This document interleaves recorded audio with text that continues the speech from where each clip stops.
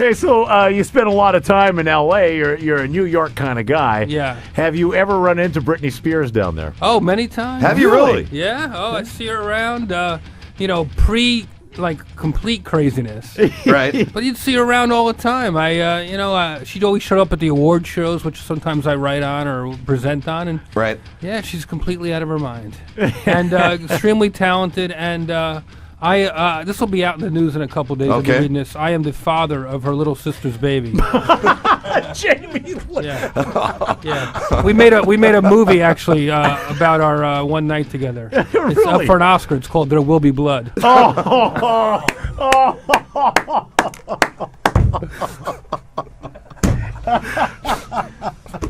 Classic.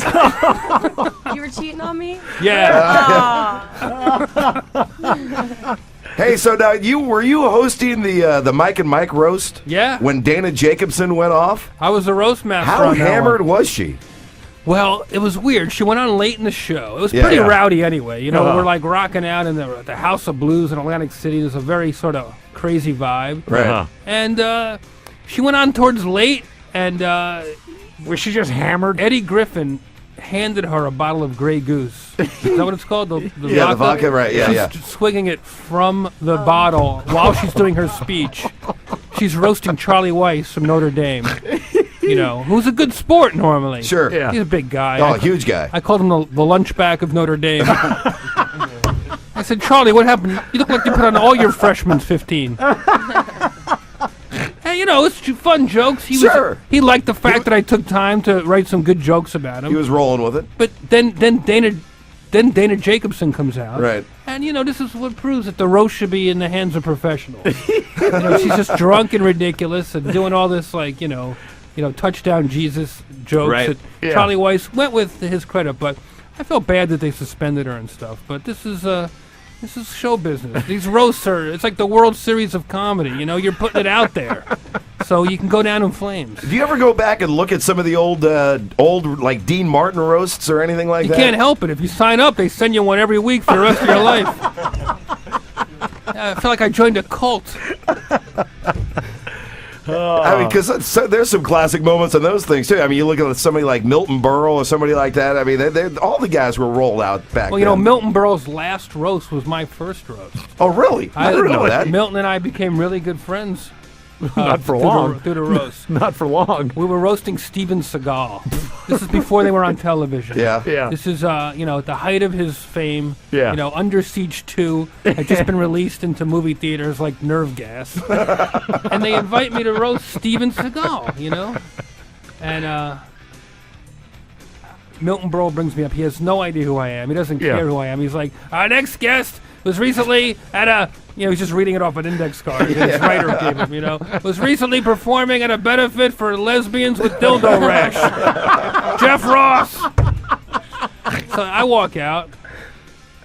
I don't know how to say this clean. I'll use the word crappy. Okay. So I look out, there's 1,000 people. Yeah.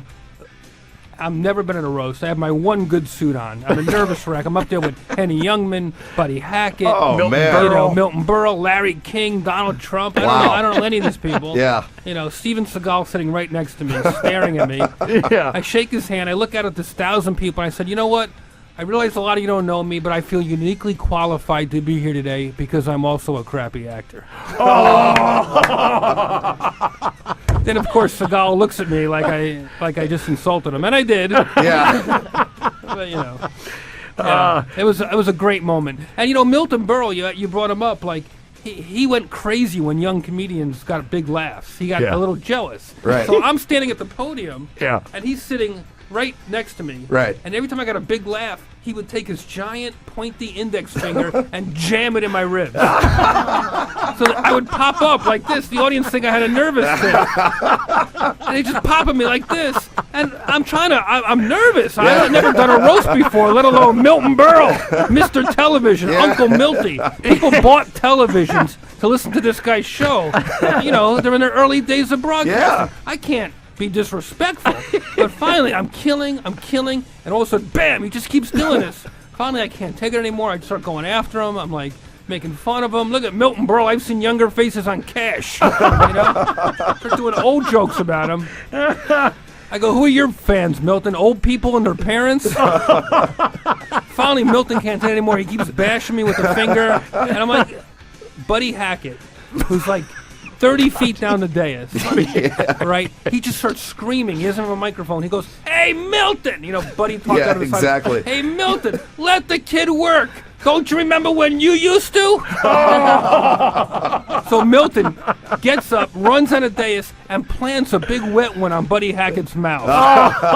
So I don't know what to say. I'm trying to maintain control. Yeah. I go, give him a round of applause. Milton Berle and Buddy Hackett, between the two of them, they have over 200 years of homosexual experience.